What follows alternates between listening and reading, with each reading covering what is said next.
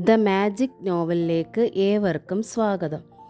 Kamala ഗോവിന്ദൻ്റെ Snehadooram part 9. അടുക്കളയ്ക്കുള്ളിൽ നന്ദയും വീണു. ഇരുവരുടെ മുഖത്തും പരിങ്ങലും വെപ്രാളും. മുൻവാതിൽ തുറന്നു കിടന്നതിനാൽ ടുട്ടുവിനെയും കൊണ്ട് ഇറങ്ങി വന്ന ലത സ്തംഭിച്ചു നിന്നുപോയി. പിന്നാലെ വന്ന അശോകനും. ഓഹോ, അപ്പോൾ ഇതാണ് പരിപാടി അല്ലേ? ലത പുച്ഛത്തോടെ ചോദിച്ചു. ഒരുത്തനെ ഉപേക്ഷിച്ചത് പോകുന്നത് വെറുതെ അല്ല, പല ലക്ഷ്യങ്ങളുമുണ്ട്. ലതേ, ഞാൻ വേണു ഇവിടെ ചായ. നന്ദ പറഞ്ഞ് ഫലിപ്പിക്കാൻ ശ്രമിച്ചു. എല്ലാം അപ്രതീക്ഷിതമായിരുന്നല്ലോ. അതുകൊണ്ട് തന്നെ വിയർത്തും വിറച്ചും പോയി അവൾ. വാക്കുകൾ നാവിന് വഴങ്ങാതായി, കൂട്ടി യോജിക്കാതായി. വേണ്ട, ഒന്നും പറയണ്ട, എല്ലാം മനസ്സിലായി. ഒരു ദിവസം ഞങ്ങൾ ഇവിടെ ഇല്ലാത്തത് വലിയ സൗകര്യമായി അല്ലേ? ലതയുടെ നാവ് മൂർച്ച കൂടിയ വാളായി നന്ദയുടെ ശിരസിൽ ആഞ്ഞു പതിച്ചു. പരിങ്ങലിലായ വേണു അവരെ കടന്ന് പെട്ടെന്ന് നീങ്ങി. ദേ, ഒരു കാര്യം, ലത വേണുവിനോട് പറഞ്ഞു. ഈ പണിയും കൊണ്ട് മേലാൽ ഇങ്ങോട്ട് വന്നു പോവരുത്. കൊള്ളാലോ രണ്ടിൻ്റെയും കയ്യിലിരിപ്പ്. വേണു മിണ്ടിയില്ല. ധൃതിയിൽ അവിടെ നിന്ന് മുൻവശത്തേക്ക് നീങ്ങി. അയാൾ വണ്ടിക്ക് സമീപം എത്തിയപ്പോഴേക്കും രേവതി ടീച്ചർ ശില്പയെ മുറ്റത്തെത്തിയിരുന്നു. ഡാഡി, ശില്പ അയാൾക്കരികിലേക്ക് ഓടി വന്നു. വേണു ഇവിടെ ആയിരുന്നോ? രേവതി ടീച്ചർ തെല്ലമ്പരപ്പിൽ ചോദിച്ചു. മായയെ ഡിസ്ചാർജ് ചെയ്തത് രാവിലെ തന്നെ. ആ വിവരം പറയാൻ ഓഫീസിലേക്ക് വിളിച്ചപ്പോൾ വേണു ഓഫീസിലില്ല. ഇത്രയും നേരം കാത്തിരുന്നു. കാണാത്തപ്പോൾ പിന്നെ ഞാൻ അവനൊരു വണ്ടി പിടിച്ചു മായയെ വീട്ടിലാക്കി. മോളെ കൂടെ കൊണ്ടുപോന്നു. അത്രയും ബുദ്ധിമുട്ട് കുറഞ്ഞിരിക്കുമല്ലോ മായയ്ക്ക്. രേവതി ടീച്ചർ പറഞ്ഞത് മുഴുവൻ കേട്ടില്ല വേണു. മറുപടി പറഞ്ഞതുമില്ല. അയാൾ വണ്ടി സ്റ്റാർട്ടാക്കി എടുത്തു കഴിഞ്ഞിരുന്നു, ശില്പയെ പോലും ഗൗനിക്കാതെ. രേവതി ടീച്ചർ അന്തം വിട്ടുനിന്നു. നന്ദാമേ! ശില്പ അകത്തേക്ക് പാഞ്ഞു. രേവതി ടീച്ചറും പിന്നാലെ ചെന്നു. അവർ കണ്ടു, കിച്ചണിൽ സ്തംഭിച്ചു നിൽക്കുന്ന നന്ദ. അശോകനെ ലതയും കാണാനില്ല. ശില്പ കെട്ടിപ്പിടിച്ചിട്ടും വിളിച്ചിട്ടും ഒന്നും അനങ്ങുന്നില്ല നന്ദ. എന്താണിവിടെ? എന്താണ് നടന്നത്? രേവതി ടീച്ചറിന്റെ നെറ്റി ചൊളിഞ്ഞു. ലതേ! രേവതി ടീച്ചർ വിളിച്ചു. എന്താ? ലത ദേഷ്യത്തിൽ ഇറങ്ങി വന്നു. വേണു എന്തിനാ പിണങ്ങിപ്പോയത്? പിണങ്ങിപ്പോയെന്ന് ആര് പറഞ്ഞു? ലത പരിഹസിച്ചു. ഒരുത്തി ഹോസ്പിറ്റലില്ല, പകരത്തിന് ഇവിടെ ഒരുത്തി. പിന്നെ അയാൾ എന്തിനാ പിണങ്ങുന്നേ? ഭാഗ്യമല്ലേ. ഇടത്തും വലത്തും രുക്മിണിയും സത്യഭാമയും പോലെ. തെളിച്ച് പറയില്ലതേ. രേവതി ടീച്ചറിന് വെപ്രാളമായി. മകളും മരുമകൻ ഈ അടുക്കളയിലായിരുന്നെന്ന്. ചീ, പറയാൻ അറയ്ക്കുന്നു. ലത മുഖം ചുളിച്ചു. രേവതി ടീച്ചർ സ്തബ്ധയായി നിന്നു. നീ എവിടെയായിരുന്നു ലതേ? ഇവിടെ ഇല്ലായിരുന്നോ? അത് ഞങ്ങൾ... ലത പരിങ്ങി. ഇന്ന് അച്ഛൻ്റെ പിറന്നാളായിരുന്നു. ഞങ്ങൾ ഇന്നലെ വീട്ടിലേക്ക് പോയി. ഇപ്പം വന്നതേ ഉള്ളൂ. ഞങ്ങളെന്ന് പറഞ്ഞാൽ ഞാനും കുട്ടേട്ടനും മോനും. അപ്പോൾ നന്ദ ഇവിടെ ഒറ്റയ്ക്കായിരുന്നോ? രേവതി ടീച്ചർ അന്താളിച്ചു. പിന്നല്ലാതെ, ഉള്ള കുട്ടിയാണോ ഒക്കത്ത് വെച്ച് പോകുന്നിടത്തൊക്കെ കൊണ്ടുപോകാൻ? ലതയ്ക്ക് ഈർഷ്യയായി. എന്നാലും നിങ്ങൾ രണ്ടാളും ഇങ്ങനെ ചെയ്തല്ലോ ലതേ. ഒന്ന് വിളിച്ചു പറഞ്ഞിരുന്നെങ്കിൽ ഞാനെങ്കിലും ഇങ്ങ് വന്നേനെയല്ലോ. ഷോ, ഇതൊരു വലിയ നാശമായല്ലോ. ലത അരിശം കൊണ്ട് പല്ല് കടിച്ചു. അതേ, ഒരുത്തി ഒറ്റയ്ക്കാകാതിരിക്കാൻ വേണ്ടിയിട്ടാ കെട്ടിച്ചു വിടുന്നത്. അവനെ പുറം കൈക്ക് തട്ടിക്കളഞ്ഞേച്ച് വന്ന് നിൽക്കുന്നവർക്ക് എന്തിനാ കൂട്ട്? അമ്മ വേറെ വല്ല കാര്യവും പറയും. ഇതാപ്പം നന്നായേ. ഞങ്ങൾക്ക് ഞങ്ങളുടെ വീട്ടിൽ പോകണ്ടായോ? ഞങ്ങളുടെ വീട്. അടി കിട്ടിയതുപോലെയായി രേവതി ടീച്ചർക്ക്. ഇനിയിപ്പോൾ ഒരു ദിവസം ഒറ്റയ്ക്കാക്കിയിട്ട് ഞങ്ങൾ അങ്ങ് പോയെന്ന് വെച്ചിട്ടെന്താ? ഉടനെ തന്നെ ആണുങ്ങളെ വിളിച്ച് കൂടെ കിടത്തണോ? അമ്മയുടെ മോള്, ശീലാവതി, സാവിത്രി, ചി, ആവച്ചിട്ട് വയ്യ. ചോദിക്കേ, അനിയത്തിയുടെ ഭർത്താവുമായിട്ട് എന്തായിരുന്നു ഈ അടുക്കളയിൽ ഇടപാടെന്ന് മകള് പറയും. ലത മുഖം വക്രിച്ചു. രേവതി ടീച്ചറിന്റെ കണ്ണുകൾ തീക്കട്ടയായി. ആ തീക്കട്ട നന്ദയ്ക്ക് നേരെ തിരിഞ്ഞു. സത്യാണോടി? ശില്പ നന്ദയെ അള്ളിപ്പിടിച്ച് കരയാൻ തുടങ്ങി. നന്ദേ, സത്യമാണോന്ന്? അത് പിന്നെ അമ്മേ. വേണു നീ ഈ അടുക്കളയിലായിരുന്നോ ഇവർ വരുമ്പോൾ? അമ്മ അങ്ങനൊന്നും ചോദിച്ചതിന് പറയടി. ആയിരുന്നോ അല്ലയോ? രേവതി ടീച്ചർ പെട്ടെന്ന് പഴയ ഹെഡ് മിസ്ട്രസ്സായി. നന്ദ തെറ്റ് ചെയ്ത് പിടിക്കപ്പെട്ട കുട്ടിയും ആയിരുന്നു. നന്ദ സത്യം പറഞ്ഞു. രേവതി ടീച്ചറിന്റെ വലത് കരം ഉയർന്നു. അത് നന്ദയുടെ കവളിൽ ആദ്യമായി ആഞ്ഞു പതിഞ്ഞു. നന്ദയുടെ കവളിൽ തീ ആളിപ്പടർന്നു, വേദനയുടെ തീ. അപ്പോൾ ലത പറഞ്ഞു. ഇപ്പൊ ബോധ്യമായോ സത്യം? ഒരു പതിവ്രത ചമയല്, ഒരു പൂങ്കണ്ണീര്, ഒക്കെ കള്ളത്തരം. എന്നാൽ ഇത് കുറെ കടുത്തു പോയി. സ്വന്തം അനിയത്തിയുടെ ഭർത്താവിനെ തന്നെ വേറെ ആണുങ്ങൾ ലോകത്തില്ലാത്തതുപോലെ ഇവിടെ. പറഞ്ഞു നിർത്തിയില്ല. അതിനു മുൻപായിരുന്നു ആ അടി ലതയുടെ കവളത്ത്. അത് അശോകന്റെ വകയായിരുന്നു. കുട്ടേട്ടാ! ലത നടുങ്ങിപ്പോയി. എന്ത് പറഞ്ഞടി? പറഞ്ഞ് എന്തും പറയാമെന്നോ? ഞെട്ടിപ്പോയി നന്ദ. അമ്പരന്ന് പോയി രേവതി ടീച്ചർ. മുറിക്കുള്ളിലായിരുന്നു ഇതുവരെ അശോകൻ. "ഹും, കുറേ നേരമായി കേൾക്കുന്നു. എന്ന് വെച്ചാൽ ചേച്ചി വേശ്യയാണെന്നല്ലേ നീ പറഞ്ഞതിനർത്ഥം? വേശ്യോത്തരമല്ലേ ഇപ്പൊ കാണിച്ചത്? അത് പറഞ്ഞതാണോ കുഴപ്പം?" ലത ചീറി. അടി കൊണ്ടവളുടെ കണ്ണുകളിലൂടെ പൊന്നീച്ച പറക്കുകയാണ്. "കെട്ടിക്കാത്ത പെങ്ങന്മാര് കൂടെ നിന്നാലും കുഴപ്പമില്ല.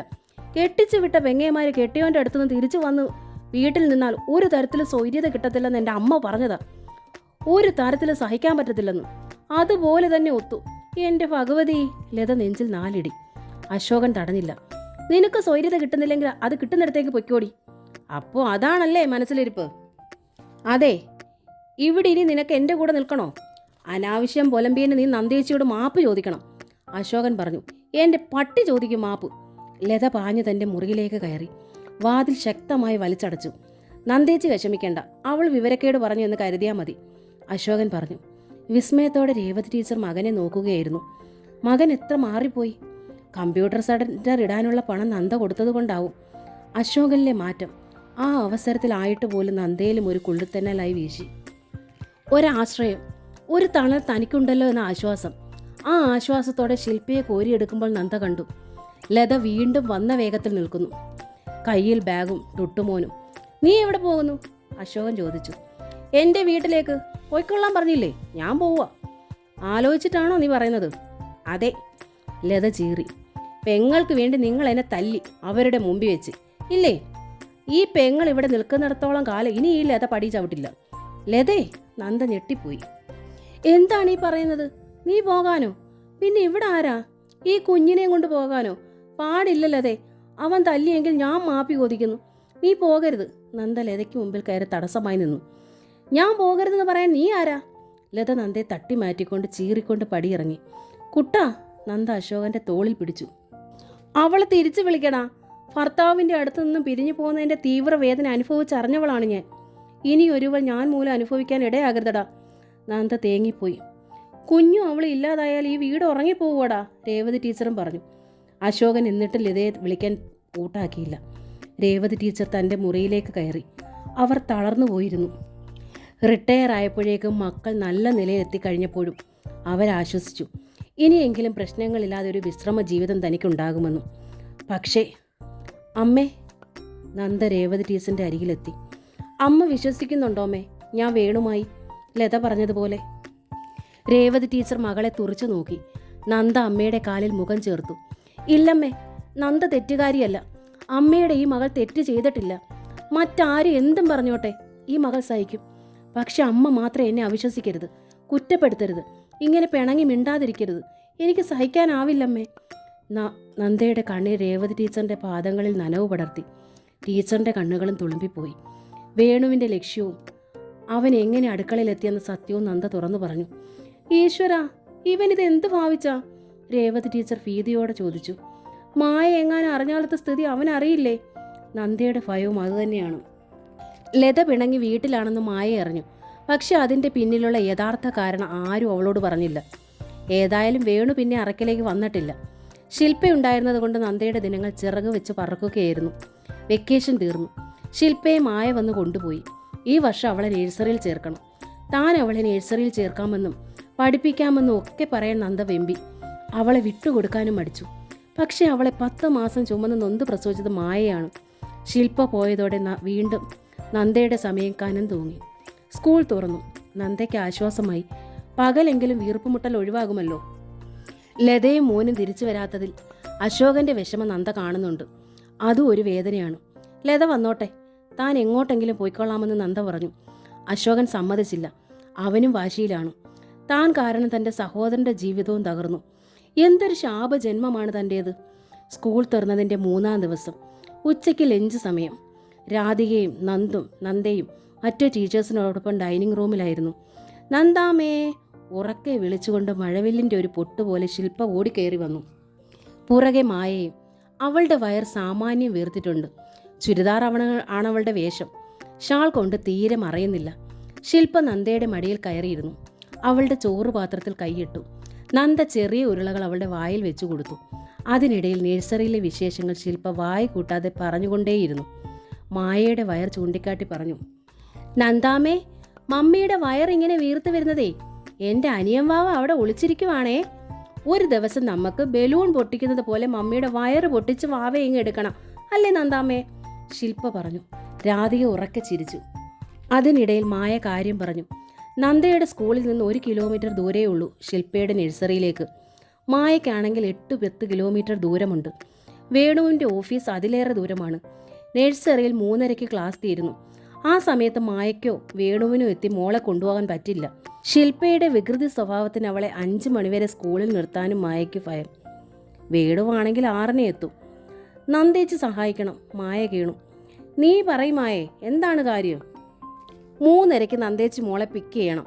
വണ്ടിയുണ്ടല്ലോ, ഞാൻ വരുന്നത് വരെ വീട്ടിൽ നിന്നാൽ മതി. ഞാൻ വരുമ്പോൾ പൊയ്ക്കോളൂ. ശില്പയ്ക്ക് വേണ്ടി എന്ത് ചെയ്യുന്നത് നന്ദയ്ക്ക് ആത്മനിർവൃതിയാണ്. പക്ഷെ ആ വീട്, അവിടെ വേണുണ്ട്. തീയാണ് അയാൾ. ഇനിയും നെയ് നാളെ പടർത്തണോ? പക്ഷെ എന്ത് പറഞ്ഞ് മായയിൽ നിന്ന് ഒഴിവാകും? ഞാൻ മോളെയും കൂട്ടി വീട്ടിലേക്ക് പൊയ്ക്കോളാം മായേ, നന്ദ പറഞ്ഞു. നന്ദേച്ചിയുടെ കൂടെ നിന്നാൽ അവൾ കൊഞ്ചലും കുഴയിലും മാത്രമേ ഉണ്ടാകൂ. പഠിക്കില്ല. തന്നെയല്ല, മോളെ കാണാണ്ട് വരുമ്പോൾ വേണുവേട്ടൻ വിഷമിക്കുന്ന ഞാനല്ലേ കാണുന്നത്. നന്ദ ആലോചിച്ചു. വേണു പകൽ വീട്ടിലുണ്ടാവില്ലല്ലോ. എനിക്ക് വയ്യാഞ്ഞിട്ടല്ലേ നന്ദേച്ചി? നന്ദേച്ചിയോടല്ലാണ്ട് ഞാൻ ആരോടാ പറയുക? ഒരു 2-3 മാസം കൂടി കഴിഞ്ഞാൽ ഞാൻ എങ്ങനെയൊക്കെ ചെയ്തോളാം നന്ദേച്ചി, കുറച്ച് ദിവസത്തേക്കെങ്കിലും. എന്താ മായേ നീ എങ്ങനെ പറയുന്നത്? പറ്റില്ലെന്ന് ഞാൻ പറഞ്ഞോ? നന്ദ മായെ തലോടി. ഞാനും നന്ദാമ്മയും കൂടി എന്ന് നന്ദാമ്മയുടെ കൈനറ്റ് കോണ്ടയിലാണ് പോകുന്നേ, അല്ലേ നന്ദാമ്മേ? ശില്പ പറഞ്ഞു. നന്ദയ്ക്ക് തലയാട്ടാതിരിക്കാൻ വയ്യാതായി. നന്ദ വിവരം രേവതി ടീച്ചറോട് പറഞ്ഞു. ചെന്നായയുടെ വായിൽ നിന്ന് മുള്ളെടുക്കാൻ പണ്ട് കൊക്ക് തലയിട്ട പോലെ ആകരുത്, സൂക്ഷിക്കണം, അവർ പറഞ്ഞു. മായയെ ശില്പ ഓർക്കുമ്പോൾ വയ്യാന്ന് പറയാൻ തീരെ കഴിയുന്നില്ലമ്മേ. ആ, ഇഷ്ടപ്പെടാതെ രേവതി ടീച്ചർ മൂളി. വേണുവിനോട് വിവരം പറഞ്ഞത് മായ തന്നെയാണ്. എനിക്ക് തീരെ വയ്യാഞ്ഞിട്ടാ വേണുവേട്ടാ അങ്ങനെ ഒരു അറേഞ്ച്മെൻറ്റ് ചെയ്തത്. 5-6 മാസത്തേക്ക് മതി. അപ്പോഴേക്കും പ്രസവിച്ച് 3 മാസം കഴിയില്ലേ? 5-6 മാസം. വേണുവിൻ്റെ ഹൃത്തടം ഒരു നർത്തന വേദി തന്നെയായി. അതിനുള്ളിൽ നന്ദയുടെ പാദപതന നൃത്തം പോലെ അനുഭവപ്പെട്ടു. 6 മാസം. മായ പ്രസവിച്ചാൽ പിന്നെ ഒന്നും നടക്കില്ല. അവൾ ഇവിടെ ഉണ്ടാകും. അതിനു മുൻപുള്ള 3 മാസം സമയം തീരെയില്ല. നന്ദ എന്നും 3:30 തൻ്റെ കൈനറ്റിക് ഹോണ്ടയിൽ ശില്പയെ പിക്ക് ചെയ്യുന്നു. മായ വരുന്നത് വരെ പിന്നെ അവരുടെ സാമ്രാജ്യമാണ്. അന്നന്ന് പഠിപ്പിക്കുന്നതും സ്കൂളിലുണ്ടാകുന്ന സംഭവങ്ങളും അത്രയും ശില്പ നന്ദയെ പറഞ്ഞു കേൾപ്പിക്കും. ചിലപ്പോൾ നന്ദയെ കുട്ടിയാക്കിയിരുത്തി അവൾ പഠിപ്പിക്കും. ആര് പറഞ്ഞു താൻ പ്രസവിച്ചില്ലെന്ന്? മച്ചിയാണെന്ന്. ഇതാ ഇവൾ തൻ്റെ കുഞ്ഞല്ലേ? നന്ദ അങ്ങനെ കരുതി. കളികൾക്കും ബഹളങ്ങൾക്കുമിടയിൽ അവൾ അവിടെ കാണുന്ന ജോലികളും തീർക്കും. മായയ്ക്ക് അതും ഒരു ആശ്വാസമാണ്. നന്ദ വൈകുന്നേരം പോകുന്നതിന് മുമ്പ് യാദൃച്ഛികം എന്നോണം വേണു പലപ്പോഴും നേരത്തെ വന്നു. ശില്പയ്ക്കരികിൽ എന്ന മട്ടിൽ നന്ദയോട് ചുറ്റി പറ്റി നിന്നു. അപേക്ഷ പോലെ നോക്കി നന്ദയെ. തന്നെ ഉപേക്ഷിക്കല്ലേ എന്ന്. നന്ദ അപകടം മണത്തു. കരുതലോടെ ഇരുന്നു. ഒരു ദിവസം നന്ദ ശില്പയും കൂട്ടി വന്നു. വണ്ടി സ്റ്റാൻഡിൽ വെച്ചവൾ വാതിൽ തുറക്കുമ്പോഴേക്ക് ശില്പ അകത്ത് കയറി TV ഓണാക്കി. ഡ്രസ്സൊക്കെ മാറ്റിയിട്ട് TV കാണാം മോളെ, നന്ദ പറഞ്ഞു. ഞാൻ ഈ കാർട്ടൂൺ ഒന്ന് കാണുവാ നന്ദാമ്മേ, ഇപ്പം വരാവേ. നീയല്ലേ പുള്ളി. നന്ദ പുഞ്ചിരിച്ചു. ഞാൻ ഇങ്ങോട്ട് കൊണ്ടുവരാം ഉടുപ്പ്. നന്ദ അവളുടെ സ്കൂൾ ബാഗുമായി അകത്ത് കയറി. മായയുടെ കിടക്കമുറിയിലാണ് വലിയ ഷെൽഫ്. ശില്പയുടെ ഉടുപ്പുകൾ അതിലാണ്. നന്ദ മുറിക്കുള്ളിൽ കയറി ഷെൽഫ് തുറന്നു. ശില്പയ്ക്ക് യൂണിഫോം മാറ്റി പകരം ധരിക്കാൻ ഒരു ഫ്രോക്ക് എടുത്ത് തിരിയുമ്പോഴേക്കും ബലിഷ്ഠമായ 2 കരങ്ങൾ അവളെ പൊതിഞ്ഞു കഴിഞ്ഞിരുന്നു. ഇനി സഹിക്കാൻ എനിക്ക് വയ്യ നന്ദ. വേണുവിൻ്റെ ആർദ്ര സ്വരം ചെവിക്കരികിൽ.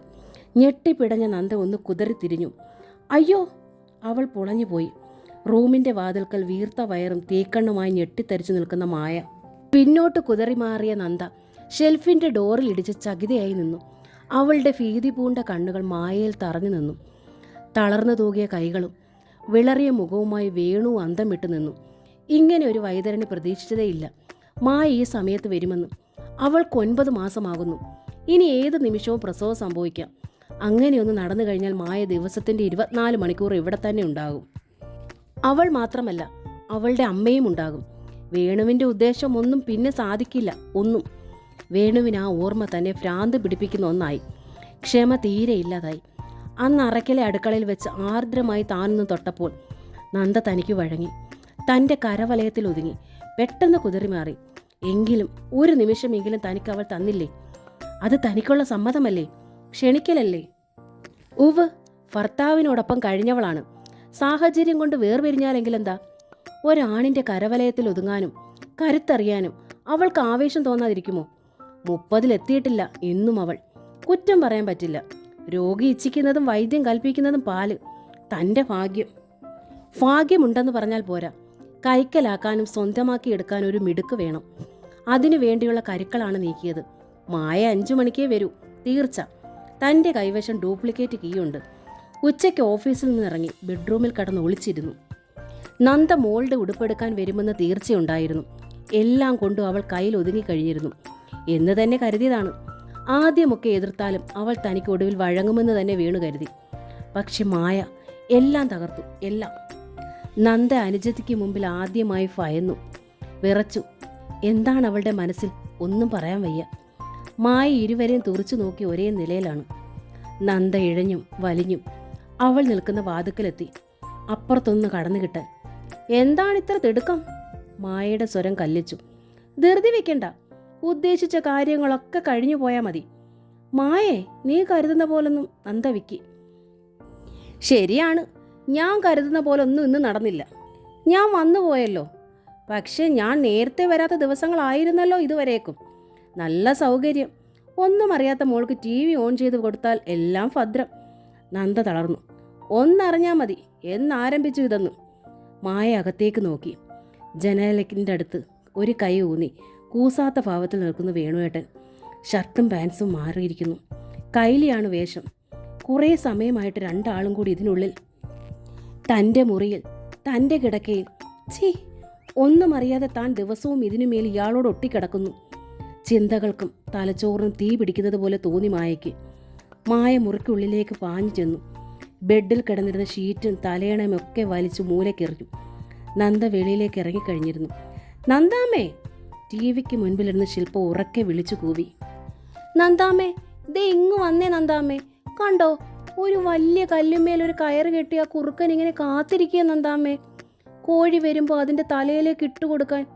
കൊല്ലാനാ. അവൾ കൈകൊട്ടിച്ചിരിക്കുന്നു. കല്ല് തിരികെ കുറുക്കൻ്റെ തലയിൽ തന്നെ വന്നു വീണിട്ടുണ്ടാവും. ചതിക്ക് ചതി. താൻ ആരെങ്കിലും ചതിച്ചിട്ടുണ്ടോ? നന്ദ മുറ്റത്തേക്കിറങ്ങി വണ്ടിക്കരികിലേക്ക്. നന്ദ വണ്ടി എടുത്ത് സ്റ്റാർട്ടാക്കി. അയ്യോ, നന്ദാമ്മ പോവാണോ? നിൽക്ക് നന്ദാമ്മേ, എനിക്കും വണ്ടിയിൽ കയറണം. എന്നെ വണ്ടിയെ കയറ്റിയിട്ടൊന്ന് ചുറ്റിച്ചേ നന്ദാമ്മേ. ശില്പ വാതുക്കലേക്ക് പാഞ്ഞു എന്നു. എന്നും പോകാൻ നേരം അവളെ വീണ്ടും വണ്ടിയിൽ കയറ്റി നിർത്തിയിട്ട് ഒന്നുകിൽ മുറ്റത്തോ അല്ലെങ്കിൽ വഴിയിലോ ഒന്ന് വട്ടം ചുറ്റി കറക്കിയിട്ടേ നന്ദ പോകാറുള്ളൂ. ഇന്ന് പക്ഷേ നന്ദ ആ കുഞ്ഞിൻ്റെ വിളി കേട്ടില്ല. അവളുടെ ചെവി കൊട്ടിയടച്ചിരുന്നു. ഒന്നും കേൾക്കുന്നില്ല. മുറിക്കുള്ളിൽ മായ ബെഡ് വലിച്ചെറിയാൻ ശ്രമിക്കുകയാണ്. അവൾക്കത് തനിയെ പൊക്കാനാവുന്നില്ല. 9 മാസം ഗർഭം പൂർത്തിയായ അവളുടെ സാഹസം കണ്ടു വേണു അവളെ പിടിച്ചു മാറ്റി. എന്ത് ഭ്രാന്താ നീ കാണിക്കുന്നത്? അതെ, ഭ്രാന്താ, എനിക്ക് ഭ്രാന്താ. കാണണോ കാണണോ? മായ വേണുവിൻ്റെ നെഞ്ചിൽ ആഞ്ഞിടിച്ചു. 2 കൈകളിലെ നഖങ്ങൾ കുത്തിയിറക്കി മാന്തി പൊളിച്ചു. പല്ലുകൾ അയാളുടെ നെഞ്ചിൽ ആഴ്ന്നിറക്കി. അയാളുടെ മുടിയിഴകളിൽ അള്ളിപ്പിടിച്ചവൾ വലിച്ചു പറിച്ചു. മായേ, വിടാൻ വിടാൻ! വേണു കുതറി. അസാമാന്യ ശക്തിയോടെ പൊരുതിയ മായ വേണുവിനെ ബെഡിലേക്ക് മറിച്ചിട്ടു. മായ പിന്നെ സ്വയം ശിക്ഷിക്കുകയായിരുന്നു. തലയ്ക്കടിച്ചും നെഞ്ചിൽ ആഞ്ഞാഞ്ഞടിച്ചും ഒടുവിൽ വീർത്ത വയറിന്മേലേക്കും. ദുഷ്ടാ, നിങ്ങളുടെ കുഞ്ഞ് ചാകട്ടെ ചാകട്ടെ! മായ ഉറക്കെ കരഞ്ഞു. ശബ്ദവും ബഹളവും കേട്ട് ശില്പ ഓടി വന്നു. രംഗം കണ്ട് ഭയന്ന് അവളും കരയാൻ തുടങ്ങി. വേടു ചാടി എഴുന്നേറ്റ് അവളുടെ കൈകളിൽ ബലമായി പിടിച്ചു. വിട് വിട്, എനിക്ക് ചാകണം, എനിക്കിനി ജീവിക്കണ്ട. എന്നാ ചാകു. വേണു കൈവിട്ടു. അതാദ്യം നടക്കട്ടെ. ദുഷ്ടാ, എന്നിട്ട് നിങ്ങൾക്ക് അവളെ കെട്ടാനാണല്ലേ? എൻ്റെ ചേച്ചി എന്ന് പറയുന്ന ആ ദുഷ്ടേ, ദ്രോഹിയെ. അതിന് നീ ചാകണമെന്നാര് പറഞ്ഞു? വേണു ചോദിച്ചു. നീ ചത്തില്ലെങ്കിലും അത് നടക്കും. ചത്താൽ അല്പം കൂടി ഈസി ആകുമെന്ന് മാത്രം. വേണുവേട്ടാ! മായ അവിശ്വസനീയതയോടെ വിളിച്ചു. അതെ, ഞാൻ സത്യമാണ് പറയുന്നത്. എനിക്ക് നന്ദയെ വേണം. ഇനി കാത്തിരിക്കാൻ എനിക്ക് വയ്യ. നന്ദയില്ലാതെ ഈ വേണുവിന് മുമ്പോട്ട് പോകാനാവില്ല മായേ. മായ തുറച്ചു നോക്കി തൻ്റെ ഭർത്താവിനെ. ഭർത്താവ് ഭാര്യയോട് പറയുന്നു ഭാര്യയുടെ ചേച്ചിയില്ലാതെ ജീവിക്കാനാവില്ലെന്നും. എങ്ങനെ പറയാൻ കഴിയുന്നത് ഒരു ഉളുപ്പുമില്ലാതെ? മായേ, എനിക്ക് നിന്നോടൊരു സ്നേഹക്കുറവുമില്ല. നിന്നോടുള്ള കടമകളെല്ലാം ഒരു കുറവുമില്ലാതെ ഞാൻ ചെയ്യുന്നുമുണ്ട്. നമുക്കൊരു മോളുണ്ട്. 2ാമതൊരു കുഞ്ഞിന് കൂടി ജന്മം നൽകാൻ പോവുകയാണ് നീ. എനിക്കെല്ലാം അറിയാം. പൂർണ്ണമായും ബോധവനാണ് ഞാൻ. ഇനിയും അങ്ങനെ തന്നെ ആയിരിക്കുകയും ചെയ്യും. വേണു മായയുടെ തോളിൽ കൈവച്ചു. തനിക്ക് അഭിമുഖമായി നിർത്തി അവളുടെ വയർ തൻ്റെ ദേഹത്ത് സ്പർശിക്കുന്നത് അയാൾ അറിഞ്ഞു. പക്ഷേ ഒരു കാര്യം കൂടി നീ അറിയണം, വേണുവിനോടൊപ്പം മുൻപോട്ടുള്ള ജീവിതത്തിൽ ഇനി നന്ദയും വേണം. ഇല്ല, മായയുടെ ശബ്ദം കനത്തു. ഇല്ല, ഞാനത് സമ്മതിക്കില്ല. സമ്മതിക്കണം, നീ സമ്മതിച്ചേ തീരൂ. വർഷങ്ങളായി ഞാൻ അടക്കിപ്പിടിച്ച മോഹമാണിത്. നീ സമ്മതിക്കണം. ഇല്ലെങ്കിൽ നന്ദയും കൊണ്ട് ഞാൻ എങ്ങോട്ടെങ്കിലും പോകും. പിന്നെ ഒരിക്കലും നീ എന്നെ കാണില്ല. വേണുവിൻ്റെ ശബ്ദവും കനത്തു. ഉറച്ച തീരുമാനമാണോ ഇത്? മായ ചോദിച്ചു. അതെ. മാറ്റമില്ല? ഇല്ല. അവളും സമ്മതിച്ചോ? അവളോ? നിങ്ങളുടെ പുതിയ കാമുകി. അവൾ എനിക്ക് പുതിയതല്ല. നിന്നേക്കാൾ മുൻപേ ഞാൻ അവളെ കണ്ടതാണ്. നിന്നെ സ്നേഹിക്കാൻ തുടങ്ങുന്നതിന് എത്രയോ മുമ്പ് ഞാൻ അവളെ സ്നേഹിച്ചു തുടങ്ങിയിരുന്നു. അവളെ സ്വന്തമാക്കാൻ വേണ്ടിയാണ് ഞാൻ ആദ്യമായി അറക്കലെത്തിയത്. കിട്ടിയത് നിന്നെ. പക്ഷെ ഈശ്വരൻ എൻ്റെ പക്ഷത്താണ്. അവളെ പിഴുതെടുത്ത് വീണ്ടും എനിക്ക് നീട്ടുന്നു. അതാണ് സത്യം. സ്വീകരിക്കാതിരിക്കാൻ എനിക്ക് വയ്യ. മുമ്പോട്ടുള്ള ജീവിതത്തിൽ ഇനി നന്ദ ഒപ്പമില്ലെങ്കിൽ വേണുവിന് ഭ്രാന്ത് പിടിക്കും മായേ, അല്ലെങ്കിൽ വേണു മരിക്കും. മായ വേണുവിനെ നോക്കിയ പടി തന്നെ നിന്നു, വിശ്വസിക്കാനാകാതെ. മറ്റൊരുവൾ കൂടെ ഇല്ലെങ്കിൽ ഭ്രാന്ത് പിടിക്കുമെന്നും മരിക്കുമെന്നും തന്നെയും കുഞ്ഞുങ്ങളെയും മറക്കില്ലെന്ന ഒരു ആശ്വാസവചനവും. അപ്പോൾ ഭർത്താവിനെ ഉപേക്ഷിച്ച സ്ത്രീ പോകുന്നത് കുഞ്ഞില്ലാഞ്ഞിട്ടല്ല, പഴയ കാമുകനെ പ്രാപിക്കാൻ വേണ്ടിയിട്ടായിരുന്നു അല്ലേ? മായ ചോദിച്ചു. അതെ, വേണു പറഞ്ഞു. മായ അത് സത്യമാണെന്ന് തന്നെ വിശ്വസിച്ചു. നന്ദ ചൈത്രത്തിൽ നിന്ന് പോരുന്നു എന്ന് പറഞ്ഞപ്പോൾ മുതൽ മായ അന്വേഷിക്കുന്നതാണ് കാരണം. വിട്ടുപോരാൻ കുഞ്ഞില്ല എന്നത് ശരിയായ കാരണമല്ല എന്ന് മനസ്സ് എപ്പോഴും മന്ത്രിച്ചിരുന്നു. ഇപ്പോൾ അന്വേഷണം പൂർത്തിയായിരിക്കുന്നു. ഇതാണ് യഥാർത്ഥ കാരണം. ബെല്ലടിക്കുന്നത് കേട്ടപ്പോൾ രേവതി ടീച്ചർ ഫോൺ എടുത്തു. അപ്പുറത്ത് മായയായിരുന്നു. എന്താ മായേ, നീ ഓഫീസിൽ നിന്നാണോ? വീട്ടിൽ നിന്ന്. ഇന്നെന്താ ലീവ് എടുത്തോ? ഇല്ല, നേരത്തെ വന്നതാ. എന്തെങ്കിലും അരുതായ്മ ഉണ്ടായിട്ടാണോ? അല്ല, അല്പം ക്ഷീണം തോന്നി. കിടക്കണമെന്നും. കിടക്കമുറിയിൽ എത്തിക്കഴിഞ്ഞപ്പോൾ കിടക്ക നേരത്തെ തന്നെ രണ്ടുപേര് കയ്യേറി കഴിഞ്ഞു. കിടക്ക കയ്യേറിയെന്നോ? രേവതി ടീച്ചർ അമ്പരന്നു. മായയുടെ സ്വരത്തിലെ അസാധാരണത്വവും അവർ ശ്രദ്ധിച്ചു. അതെ, എൻ്റെ ഭർത്താവും എൻ്റെ ചേച്ചിയും. മായേ, എന്താടി നീ പറയുന്നത്? എൻ്റെ 2 കണ്ണുകൾ കൊണ്ട് കണ്ടത്. ഒരു കാര്യം കൂടി അറിയിക്കാനാണ് വിളിച്ചത്. ഭർത്താവില്ലാതെ ഇനിയും ചേച്ചി നിൽക്കേണ്ടതായി വരില്ല. എൻ്റെ ഭർത്താവ് തന്നെ കയ്യേറ്റാളോന്ന് സമ്മതിച്ചിട്ടുണ്ട്. രേവതി ടീച്ചർ സ്തംഭിച്ചു നിന്നു. അമ്മ പേടിക്കണ്ട, എന്നെയും കുഞ്ഞുങ്ങളെ വേണുവേട്ടൻ ഉപേക്ഷിക്കില്ലെന്ന് കൂടി പറഞ്ഞിട്ടുണ്ട്. മായ കൂട്ടിച്ചേർത്തു. ഭർത്താവിനെ പങ്കുവെക്കുന്നത് സഹിക്കാഞ്ഞിട്ടാണ് അമ്മയുടെ മൂത്ത മകൾ തിരിച്ച് വീട്ടിലെത്തിയത്. ഇവിടെ എൻ്റെ ഭർത്താവിനെയും പങ്കുവെക്കാൻ ഞാൻ ഇഷ്ടപ്പെടുന്നില്ല. ഞാനും അറക്കിലേക്ക് തിരിച്ചു വന്നാലോ അമ്മേ? രേവതി ടീച്ചർ വല്ലാതെ തളർന്നു. അവർ റിസീവർ വെച്ച് പോയി. റിസീവർ വെച്ച് തിരിയുമ്പോൾ കേട്ടു വണ്ടിയുടെ ശബ്ദം. നന്ദ മുറ്റത്ത് വണ്ടി ഇറക്കി സ്റ്റാൻഡിൽ വെച്ചു. എന്നിട്ട് സിറ്റ് ഔട്ടിലേക്ക് കയറി. അവിടെ നിന്നും അകത്തേക്കും. തളർന്നു കഴിഞ്ഞ് ഇപ്പോൾ വീഴുമെന്ന പരുവത്തിൽ കത്തിക്കാളി നിൽക്കുകയായിരുന്നു രേവതി ടീച്ചർ. അസത്തെ, നീ ചതിച്ചോടി എല്ലാരെയും. രേവതി ടീച്ചർ നന്ദയുടെ കരുണ താഞ്ഞടിച്ചു. ഒന്നല്ല, പലതവണ ഇരുകവിളത്തും. കൂടെ കഴിയാൻ ഒരു പുരുഷൻ വേണമെന്നുണ്ടായിരുന്നെങ്കിൽ പറയാമായിരുന്നില്ലേടി? ഞാൻ മറ്റൊരുത്തിന് നിനക്ക് വേണ്ടി കണ്ടുപിടിച്ചേനല്ലോ. 10 തികഞ്ഞു നിൽക്കുന്ന ഒരു പെണ്ണിന്റെ മുൻപിൽ വേണമായിരുന്നോ നീ എന്ത് പേക്കൂത്താടി കാണിച്ചത്? നന്ദ അമ്മയും തന്നെ നോക്കി നിന്നു. അവളുടെ മുഖം വിയർപ്പിൽ കുളിച്ചിരുന്നു. നീ പറഞ്ഞത് വിശ്വസിച്ചു പോയ ഞാൻ മണ്ടിയായി അല്ലേടി? രേവതി ടീച്ചർ വിരൽ ചൂണ്ടി. അമ്മയുടെ ചൂണ്ടുവിരൽ തൻ്റെ നെഞ്ചിന് നേരെ വാൾമുനയാകുന്നു.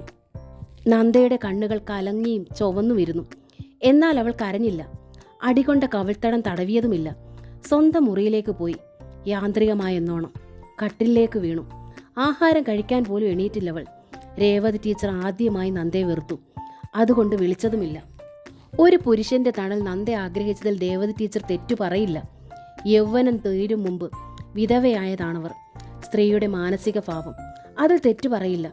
പക്ഷെ അതിന് സ്വന്തം അനുജത്തിയുടെ ഭർത്താവ് തന്നെ വേണമെന്നുണ്ടോ?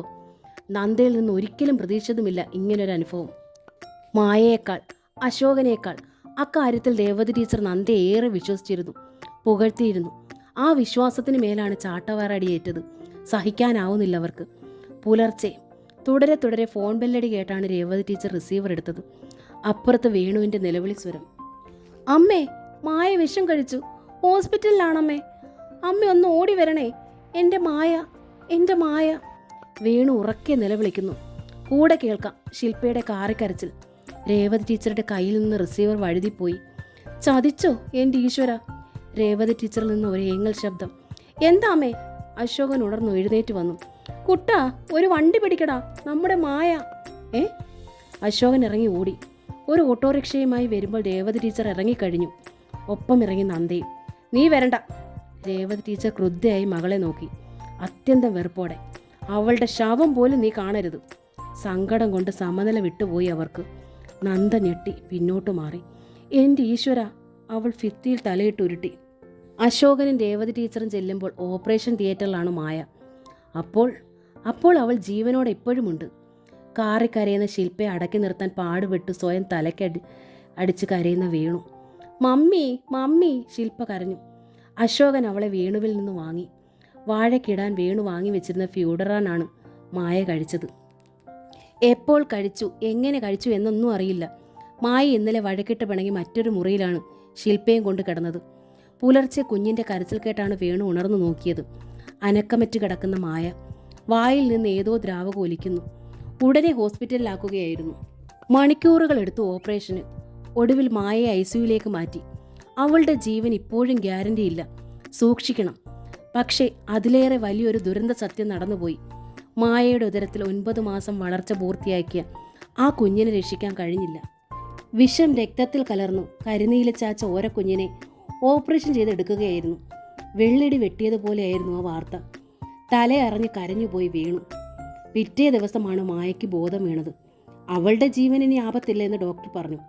പക്ഷേ കുഞ്ഞിനെക്കുറിച്ചുള്ള സത്യം അറിഞ്ഞതും മായ ഭ്രാന്തമായ ചേഷ്ടകളോടെ ഇറങ്ങി ഓടാൻ ഭാവിച്ചു. എൻ്റെ കുഞ്ഞിനെ കൊന്നു, ഞാൻ കൊന്നു, എനിക്കിനി ജീവിക്കണ്ട, എനിക്ക് മരിക്കണം, അവൾ പുലമ്പി. ഡോക്ടർമാർ അവൾക്ക് സെഡേഷൻ നൽകി. 2 രാത്രിയും 2 പകലും നന്ദ അറയ്ക്കൽ തനിച്ചായിരുന്നു. രേവതി ടീച്ചറോ അശോകനോ അങ്ങോട്ട് വന്നില്ല. വിവരമൊന്ന് അറിയിക്കാൻ ഒരു ഫോൺ പോലും ആരും ചെയ്തില്ല. തൻ്റെ മുറിയിൽ പ്രാർത്ഥനാനിരതയായി ഒരേ ഇരിപ്പായിരുന്നു നന്ദ. മായയുടെ ജീവന് വേണ്ടി, രക്ഷയ്ക്ക് വേണ്ടി. അവൾ ആഹാരം ഒന്നും ഉണ്ടാക്കിയില്ല, കഴിച്ചതുമില്ല. 3-ാം ദിവസം രേവതി ടീച്ചർ വന്നു. കിടക്കുകയായിരുന്നു നന്ദ, തളർന്നു കുഴഞ്ഞ്. പ്രേതം പോലെ വിളറിയിരുന്നു രേവതി ടീച്ചറും, സമനില തെറ്റിയ മട്ട്. അമ്മയെ കണ്ടത് നന്ദ പിടഞ്ഞെഴുന്നേറ്റു. അമ്മേ, മായയ്ക്ക്? ആർദ്രയായി അവൾ ചോദിച്ചു. മിണ്ടരുത് നീ, ഒറ്റ അക്ഷരം പോലും നീ ശബ്ദിക്കരുത്. 9 മാസം പ്രായമായൊരു ചോര കുഞ്ഞിനെ വയറ്റിൽ വെച്ച് തന്നെ കൊന്നപ്പോൾ തൃപ്തി ആയോടി നിനക്ക്? രേവതി ടീച്ചർ ചോദിച്ചു അത്യന്തം ഹൃദയവേദനയോടെ. അമ്മേ, നന്ദയിൽ നിന്നൊരാർത്തനാദം ഉയർന്നു. ചുമ്മാതല്ലടി, നിനക്ക് ദൈവം ഒരു കുഞ്ഞിനെ തരാൻ മടിച്ചത്. മഹാപാപി, ഒരു ദൈവവും നിന്നോട് പൊറുക്കത്തില്ലടി. അയ്യോ ദൈവമേ, നന്ദ നെഞ്ചിൽ കൈപൊത്തിപ്പിടിച്ചു. 2 കൈകളും ഉയർത്തി രേവതി ടീച്ചർ നന്ദയുടെ തലയിൽ ആഞ്ഞിടിച്ചു. നീ ചാക്, ചാക്. എന്തിനാണിങ്ങനെ ജീവിക്കുന്നത്? കൂടപ്പിറപ്പുകൾക്ക് ശാപമായിട്ടും കാലനായിട്ടും നീ ഇനി ജീവിക്കണ്ട. ഇങ്ങനെ ഒരു ശാപജന്മം പിടിച്ച കാലസന്തതിക്ക് ഞാൻ ജന്മം കൊടുത്തു പോയല്ലോ ദൈവമേ. മരവിച്ചിരുന്ന നന്ദയുടെ തലയിൽ രേവതി ടീച്ചർ വീണ്ടും ഇടിച്ചു. എനിക്കിനി നിന്റെ മുഖം കാണണ്ട. ഇങ്ങനെ ഒരു മകൾ എനിക്കില്ല. പൊയ്ക്കോ, എവിടെങ്കിലും പോയി ചത്തോ. അങ്ങനെയെങ്കിലും എനിക്ക് നീ ഇത്തിരി സ്വൈര്യന്താ. അമ്മേ. ഒന്നും കാണാത്ത, ഒന്നും കേൾക്കാത്ത, ഒന്നും മനസ്സിലാകാത്ത ഒരു പൊട്ടിയെ പോലെ നന്ദ അമ്മയെ തുറിച്ചു നോക്കി. അങ്ങനെ തന്നെ ഇരുന്നു.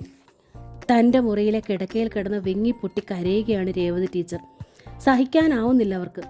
ഒരു കുഞ്ഞിക്കാല് കാണാൻ കൊതിക്കുകയും നേർച്ചയും കാഴ്ചയും വെച്ച് കണ്ണീരൊഴുക്കുകയും ചെയ്ത ഒരുവൾ കാരണം 9 മാസം വളർച്ച പൂർത്തിയായ ഒരു കുഞ്ഞു മരിക്കുക. മായ ഭ്രാന്തിയെപ്പോലെ കരയുകയാണ്. വിഷം കഴിച്ചിട്ട് മരിച്ചില്ലല്ലോ എന്നും. കുഞ്ഞിനോടൊപ്പം താൻ കൂടി മരിച്ചാൽ മതിയായിരുന്നുവെന്ന് പറഞ്ഞാണ് അവളുടെ കരച്ചിൽ. താൻ ഇനി ഇല്ലാതായാലും വേണുവിന് ശില്പയ്ക്കും പിന്നെ നന്ദയോടൊപ്പം കഴിയാമല്ലോ എന്ന് കേട്ടാൽ സഹിക്കുന്നതെങ്ങനെ? സങ്കടം സഹിക്കാനാവുന്നില്ല. ഒന്ന് പൊട്ടിക്കരയാനും കഴിഞ്ഞില്ല. മായയ്ക്ക് മുമ്പിൽ നിന്ന് ഉറക്കെ കരയുന്നതെങ്ങനെ? ഭ്രാന്തമായൊരവസ്ഥയിലാണ് താൻ എത്തിയത്. ആ ഭ്രാന്താണ് നന്ദയിൽ പ്രയോഗിച്ചത്. കാൽപാദത്തിൽ കണ്ണീരിൻ്റെ നനവ്. രേവതി ടീച്ചർ കണ്ണുകൾ തുറന്നു മുഖം തിരിച്ചു നോക്കി. നന്ദയുടെ കണ്ണീരാണ് പാദത്തിൽ. അവൾ തൻ്റെ കാൽ തൊട്ട് വണങ്ങുന്നു. അവൾ സാരി മാറ്റി ധരിച്ചിരിക്കുന്നു. തോളിൽ വാനിറ്റി ബാഗുണ്ട്. കയ്യിൽ മുകുന്ദൻ അന്ന് കൊണ്ട് വന്ന് വെച്ചിട്ട് പോയ ബ്രീഫ് കേസ്. രേവതി ടീച്ചർ അമ്പരപ്പിൽ എഴുന്നേറ്റിരുന്നു. അമ്മയോട് യാത്ര ചോദിക്കാൻ വന്നതാണ് ഞാൻ, നന്ദ സ്വരം താഴ്ത്തി പറഞ്ഞു. രേവതി ടീച്ചർ നേരിയതിൻ്റെ അറ്റം കൊണ്ട് മുഖം അമർത്തി തുടച്ച് ചോദിച്ചു. നീ എങ്ങോട്ടാ? എങ്ങോട്ടെങ്കിലും. ആ മറുപടിയിൽ തൃപ്തിയാകാത്ത പോലെ രേവതി ടീച്ചർ മകളെ നോക്കി. ഈ ലോകത്തിൻ്റെ കോണിൽ എവിടെങ്കിലും എനിക്കായി ഇത്തിരി ഇടം കാണാതിരിക്കുമോ അമ്മേ? രേവതി ടീച്ചർ വീണ്ടും മുഖം അമർത്തി തുടച്ചു. പോകണ്ട എന്ന് പറയാൻ രേവതി ടീച്ചർ ആവുന്നത് ശ്രമിച്ചു. പറയാൻ അവർക്ക് കഴിഞ്ഞതുമില്ല. ഭർത്തൃ വീട്ടിൽ നിന്ന് ഇറങ്ങിപ്പോന്നതാണവൾ. ഒരു പിൻവിളിക്കായി കാതോർത്തിട്ടാണ് ഇറങ്ങിയത്. ആരും വിളിച്ചില്ല. ഇന്നോളം ആരും തിരിച്ച് വിളിച്ചിട്ടില്ല അങ്ങോട്ട്. ഇതാ സ്വന്തം വീട്ടിൽ നിന്നും ഇറങ്ങുന്നു. എന്നും തനിക്ക് തലചായ്ക്കാൻ ഒരിടമുണ്ടെന്ന് താൻ വിശ്വസിച്ചുറപ്പിച്ചിരുന്ന സ്ഥലത്ത് നിന്നും. പെറ്റമ്മയുടെ നെഞ്ചും മടിത്തട്ടും അഭയമാകുമെന്ന് കരുതി. അവിടെയും തെറ്റി. നന്ദ പടിയിറങ്ങിപ്പോയിട്ട് ഒരു പിൻവിളി ഉണ്ടായില്ല. കാതോർത്ത് നന്ദ മുറ്റത്ത് ഇത്തിരി നേരം നിന്നു. പഠിക്കലും ഹൃത്തടം വല്ലാതെ കൊതിച്ചുപോയി. അമ്മയൊന്ന് ഇറങ്ങി വന്നെങ്കിൽ, മോളെ എന്നൊന്ന് വിളിച്ചെങ്കിൽ. അവൾ വീണ്ടും തിരിഞ്ഞു നോക്കി. രേവതി ടീച്ചറിൻ്റെ നിഴൽ പോലും മുൻവശത്തുണ്ടായിരുന്നില്ല. നന്ദ വണ്ടിയിൽ വലിയ ബ്രീഫ് കേസ് വെച്ചു. വാൻഡ്രി ബാഗ് ഹുക്കിൽ തൂക്കിയിട്ടു. വണ്ടി സ്റ്റാർട്ടാക്കി ഓടിച്ചുപോയി. വണ്ടിയുടെ ശബ്ദം അകലുമ്പോൾ രേവതി ടീച്ചർ ഓടി വന്ന് നോക്കി. അകലെ മറയുന്ന നന്ദയുടെ പിൻവശം മതിലിന് മുകളിലൂടെ കണ്ടു. അവർ മുഖം പൊത്തി കരഞ്ഞു. നന്ദയെ കണ്ടപ്പോൾ രാധിക അമ്പരന്നു പോയി. ഇതോ സ്കൂളിൽ വരുന്ന വേഷം. അത്രയ്ക്ക് പ്രാകൃതമായിരുന്നു നന്ദയുടെ വേഷം. പാറിപ്പറന്ന മുടിയും കുഴിഞ്ഞതാണ കണ്ണുകളും വലിയ ബ്രീഫ് കേസും കൂടി കണ്ടതോടെ രാധിക ഉറപ്പിച്ചു, എന്തോ പ്രശ്നമുണ്ട്. അതും ഗുരുതരമായി തന്നെ. ക്ലാസ് 3:30 കഴിയുന്നതിന് മുമ്പായി രാധികയോട് നന്ദ എല്ലാം തുറന്നു പറഞ്ഞു. ആ വേണു അപകടകാരിയാണെന്ന് അന്നേ ഞാൻ പറഞ്ഞതാ, രാധിക പറഞ്ഞു. ഒടുവിൽ ഒരു ചോരക്കുഞ്ഞിൻ്റെ നാശത്തിൽ അതെത്തി. എൻ്റെ സിരകൾ മരവിക്കുകയാണ് രാധികയെ, ആ ഓർമ്മയിൽ തന്നെ. ആകട്ടെ, ഇനി എന്താണ് നിന്റെ പ്ലാൻ? ആത്മഹത്യ ചെയ്യാനല്ല. അങ്ങനെയാണെങ്കിൽ അത് ചൈത്രത്തിൽ നിന്ന് ഇറങ്ങും മുമ്പേ ചെയ്യണമായിരുന്നു. ജീവിക്കാൻ തന്നെയാണ് തീരുമാനം. അതിനൊരിടം വേണം. തല ചായ്ക്കാൻ ഏതെങ്കിലും മേൽക്കൂരയ്ക്ക് താഴെ അല്പവും ഇടവും.